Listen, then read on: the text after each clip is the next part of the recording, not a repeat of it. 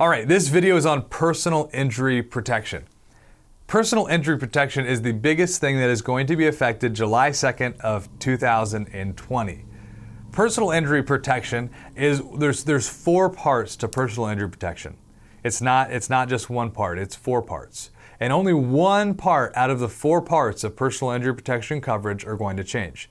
Let me explain those first four parts, and then in subsequent videos we'll talk about what is going to change. But let's define some terms first. Under personal injury protection, the biggest component of that is called allowable expenses. Now, under allowable expenses, there's a couple subheadings. We have medical expenses, attendant care expenses, if someone needs to come take care of you at your house or at a nursing home, and funeral expenses. Those are all considered allowable expenses. That is the line item that you're going to be able to choose as far as the amount of coverage you desire for those allowable expenses. That's the only line item that's gonna change on your personal injury protection. There's three other line items that are not changing. Work loss. So right now on your auto insurance policy, if you are not retired and have not selected the work loss waiver, which would get rid of this part entirely, it is going to still remain the same at 3 years of full disability coverage. So you get into an auto accident, you have up to 3 years of full disability that they're going to pay you on an auto insurance policy. Again, if it's necessary. They're not just going to write checks, but if it's necessary. So that part's not changing. You're still going to get the 3 years of full disability coverage. The other part that's not going to change is survivor benefits. Something happens to you and your spouse now can't go to work because they're very depressed, or maybe they've been emotionally disturbed and have to stay at home because of what's happening.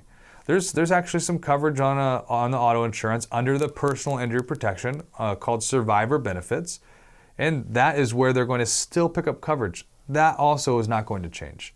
And the fourth part is the replacement services. Replacement services on personal injury protection will not change. That's going to remain the same. Replacement services is, your house, it's not handicap accessible.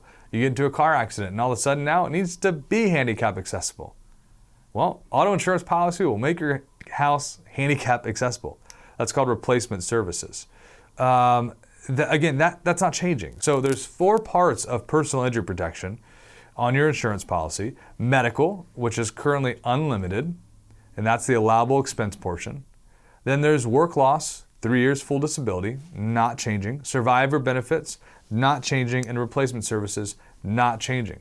So from this point forward, when I talk about personal injury protection and your limits, what I'm going to be referring to is your allowable expenses. That's medical, that's attendant care, and that's your funeral expenses. That's what we're going to really be talking about when we talk about choices that you're going to be able to make when it comes to auto insurance.